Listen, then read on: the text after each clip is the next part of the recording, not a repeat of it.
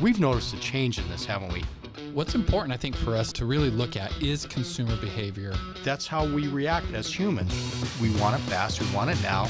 And if you're still using the same marketing tactics, the same messaging, the same approach to that consumer from 10 years ago, you're missing out. The consumer out there is thinking, there might be a better alternative. We've found the institutions, we've brought them together in one place. And all of a sudden, you're instantly going in with 6, 7 offers, telling the person who wants to sell their house that I have 6, 7 offers right now. Hello, and welcome back once again to the Real Estate Consumer Shift. I am Jason Wells, here with my traveling, hot-falutin friend, Tim Evans. Wellsy, what's going on? What do we got going on today? Hey, I'm just trying to catch up with you and your jet-setting ways, man. Went to Nashville to the CMA Country Fest, and what an event! Out there hobnobbing with you were telling me about several of the singers you saw. Yeah, and they're all just great people, and ran into a lot of the voice contestants that Craig Boyd was. They had a good conversation with back in 2014, but just a great 4 days. Got a chance to meet some friends. Mike Seikos got a chance to have a nice dinner with him and his family, and he's utilizing the cash offers. So he's one of our originals. Yeah, just really good to get out and travel and see some people. So, but anyways, yeah, excited for the show today. We got some good stuff today, right? Oh, today I'm going to tell you this. Everybody, you're in for a treat. We actually have for the first time in the history of the Real Estate Consumer Shift, an outside voice. We've brought in our first guest. Yes. So you won't have to listen to us all the time. That'll be nice for some of you. Somebody who has a little bit of history with working with cash offers, knows the ins and outs with real estates and how it works, right? So I'm excited to have Aaron on today, and I'll let you introduce him, Mr. Aaron. So we've got today with us Aaron Hawkins. Aaron has been working with cash offers and with cash companies and investors for a good long while, and he's come across our platform, has been utilizing the platform as well.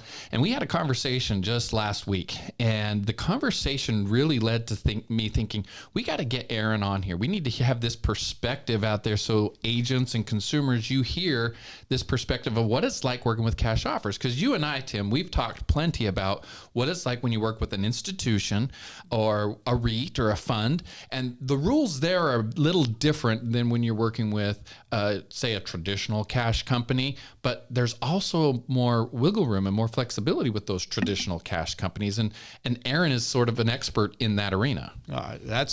I'm looking forward to hearing what he has to say. I think there's a little bit of a paradigm shift, so it'll be great, Aaron. Welcome to hear a little bit. Hey, just tell us a little bit about yourself. Welcome, Aaron. Yeah, share a little bit with us. Thank you. Yeah, you bet. Thank you.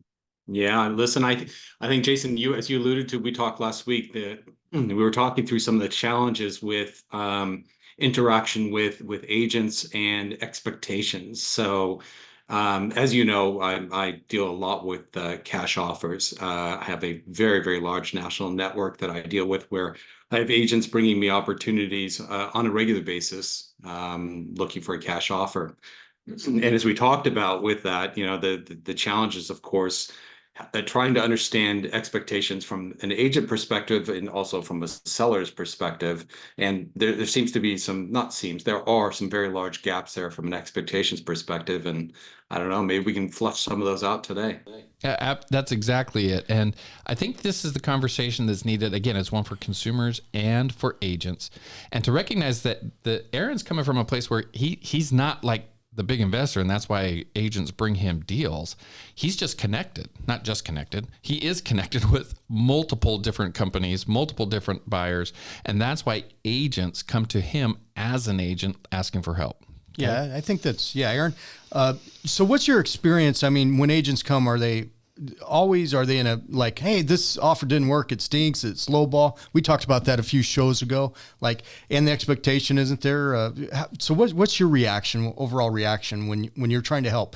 And it really is the seller's decision right at the end of the day, like what they do with the offer. But go ahead, Aaron. No, I mean, that is the truth, right? So I would suggest that over half the agents that come to the table, it's not that they have expectations, unrealistic expectations in terms of getting cash offer. They know they can get a cash offer. But the thought perspective is that they assume that it's going to be a lot higher than it is.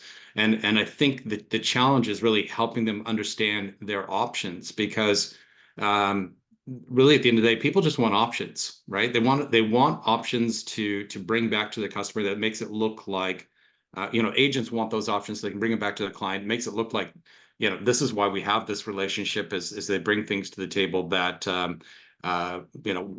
this one may not work, but that one may work. And a lot of this process is not just getting them the offers, but helping them understand the rationale behind each type of offer. So as you said, Jason, that we've got different types of offers that may come through the cash offer system, right? But and some of them are straight cash, some are maybe a partial payment and a holdback while they update the property, and another one may be, hey, take an offer and you're going to lease it back after you get your cash payment. So there's all sorts of options in there. But I think in general, the challenge comes with when that offer comes across and it just is not as exciting. And so I think that they have to understand that fundamentally, why is somebody going to give you a cash offer if it's been on the market, it hasn't sold? Why would the expectation be here that that offer is going to be very close to what you were looking for? It's just completely unrealistic. And so therefore we need to break down, one, I think it's super important to help agents understand their options with actually getting that deal, making that deal happen from the perspective of, there's some immediate things that they can do to get that deal sold without actually having to go to cash offer. But that may not be the right solution meaning what I'm suggesting is, like, there's many times where they can actually do a hard drop and get it sold right away. But, so talk about that right there. For an easy solution. Yes, a lot. That's typically the case, right? They're looking for a bailout almost, right? When they come running to you for the cash offer, and it's not that there's not an option available to them; it just may not be something that fits. Give us an example of just like that one you just said, where a hard drop on the price might actually be the way to go. We were talking about a situation that you just had with an agent at the office that had came to you looking for a cash offer. Can you lay out what that scenario was and how you advised that agent, how you advised her to approach her clients? Indeed. So, right, she came to me for cash offer, and let's just say hypothetically, I don't remember exactly, but it's something like 70%, 65, 70% of value. The home, first of all, the home was in good condition. It really was. The challenge is that it was in a 55 plus community. It was priced fairly for what it was. It just, the seller had a lot of personal issues, and therefore it didn't present well, it didn't look well. But if you sort of lift the covers, and after you've done some cleaning and so forth, it's a great property. But still, that's not the way an investor looks at it. They're still going to have a holding cost. They're still going to have some renovations, some cleaning, and then some expense for actually reselling it, right? So they got closing costs on the upfront, and then the back end, they're going to have some costs associated as well. So the mix of those, it's really the genesis for their offer. So my suggestion to her was that home certainly would sell. You just need to make a very hard drop. And so essentially what happened is she lowered it by, I think it was priced at 450. She lowered it to 420 on a Thursday, and on Saturday she had it under contract right around that 420 mark, because sometimes it just takes a hard drop. People are not willing to do it, but it's better to take that than actually go with, say, 65, 70% value, because she really didn't need that. So some homes are a fit, some homes are not a fit. There are options there depending which direction you want to go. And I think it's always important to help them understand. Yeah, here's, like, it is an investment offer, right? So there is cost, right? So the institution or whoever is offering does have some hard costs. Like I say, I think you pointed that out very well, Aaron. And this is the other thing, just in the paradigm, agents do come in with perception that they're going to get something close to market value, as we said, and it's generally not the case in many times. But I would question this, and I've questioned this to agents. If you were to put it on the market, how many offers would you get at full asking price? If you had a $500,000 house, for an example, are you going to get a $500,000 offer? Chances are that is no, right? You're going to get 475, 465. Seller's going to settle somewhere in between there, or maybe even lower, depending on how long it's been on the market, days it's been on, right? So when you come and look at it from that perspective, my question always back is, as I'm trying to get agents to understand this, is you'd never get full price. I mean, it does happen from time to time in hot markets, right? But many times you don't. That's right. So what is it for the seller? So that's how you have to explain it to a seller, I think, and let them pick and choose and make the determination. Well, I think what you point out there, Aaron, is great in helping the seller be able to make that determination, is moving them on their options. When they start to see what the options are available to them, in that case, having the availability of cash offers actually helped the seller make the decision that was needed to get the home sold. Now, they came out with a better situation in that sense by going with a traditional listing. And that's a lot of what we talk about here as to why you need to have cash offers as part of your utility belt, as part of your array of services, because it helps you get the house sold. And when you're not attached to the outcome, I think too often agents get attached to the outcome, and they're the ones who believe that a home should sell for a certain price. We said we could do it, whatever. But you said something right there at the beginning as it started, Tim, and it's what the seller will accept. We can't insert what we think or what we want for the seller, and oftentimes it's just a matter of education. Yeah, and I'll just chime in on that. It always, and this is where this is going, this is where this is evolving to, and this is the vision I have. It's always to what the seller wants. And how we get the offer to where the seller will say yes and accept that is going to be the winner in this game. You could have, like, say, a wholesale type platform, right, that is looking to flip the house. May not what the seller wants, but how many other offers are out there that could be put together, like we're putting together, Jason, that are very, very good, other than, say, a wholesale type offer, any other type of offer out there, or even a direct cash, like, say, an OfferPad or Opendoor. Great companies, by the way.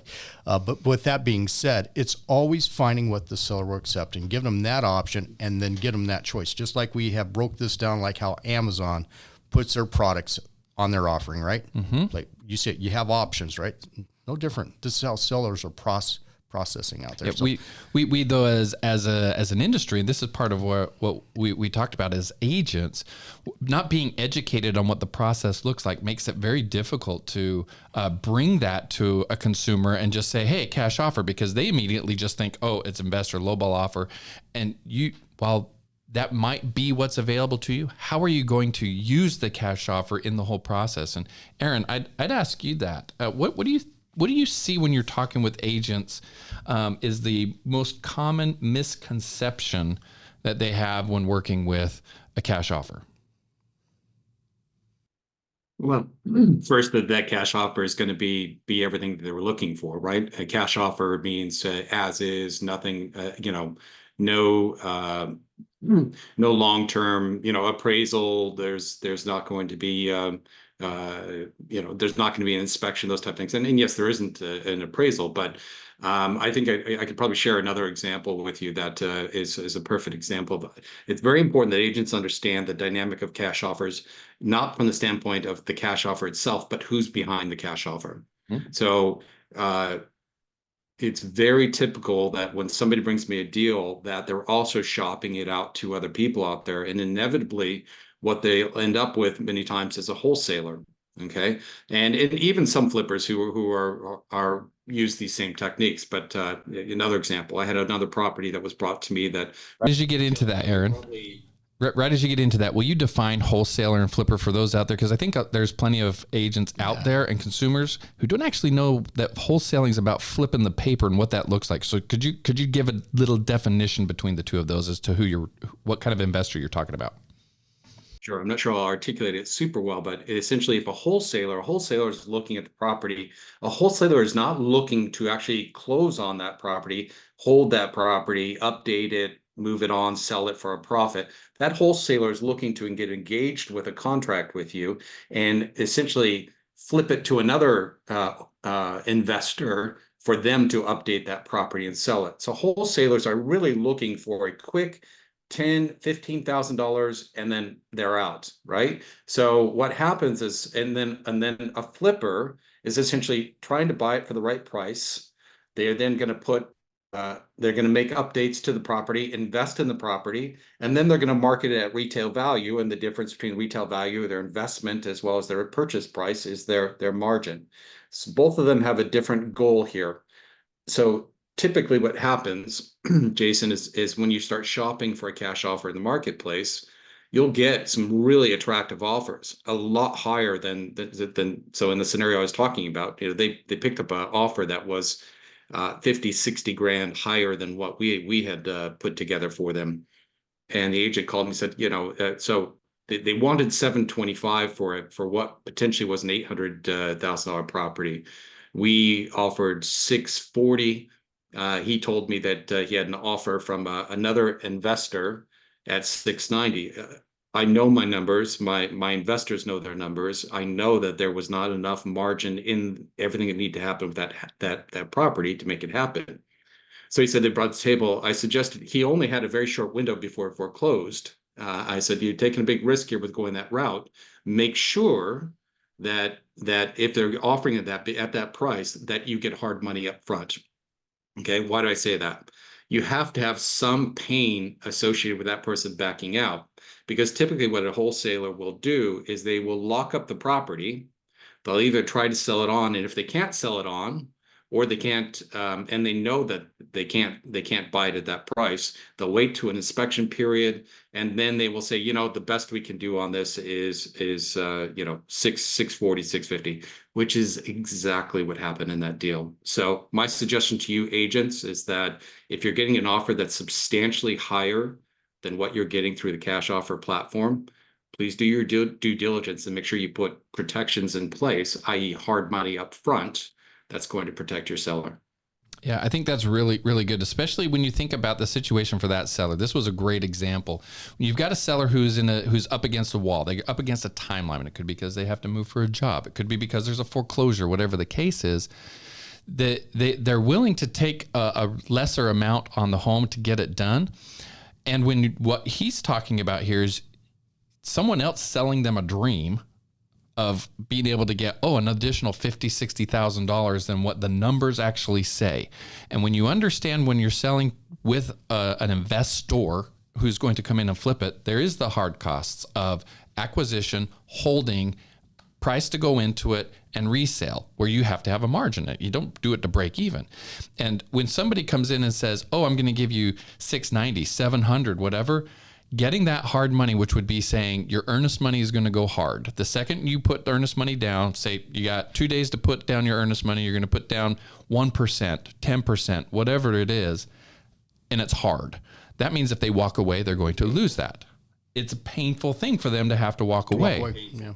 Right? Yeah, because otherwise they will walk away, because if it's a flipper, if it's a wholesaler, they're just going to be like, I couldn't get somebody in out. And now you've wasted 2-3 weeks of very, very valuable, precious time.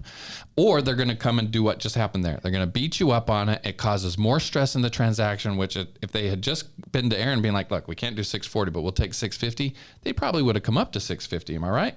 And would have got that deal done, and it would have been done several weeks earlier with less hassle and less headache, simply because they're working with somebody who knows what they're doing. Yeah, good point. Those insurances.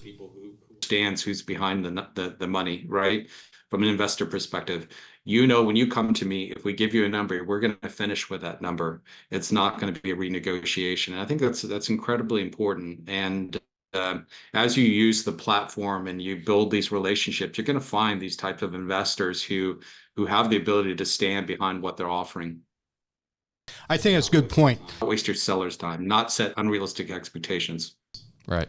I think what we're generating here, and this is a really cool vision, and we'll just let you in on the secret, everybody. We are getting to be a push of the button business. It's going to give the certainty, the convenience, and everything to the seller. Anything they're looking for, we can deliver it.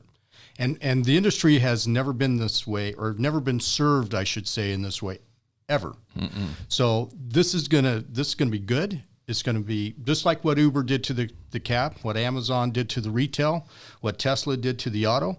It's the same thing. It's going to give the consumer what they're looking for at the time they're looking for it, and at the price they want. And we are putting this together, Jason.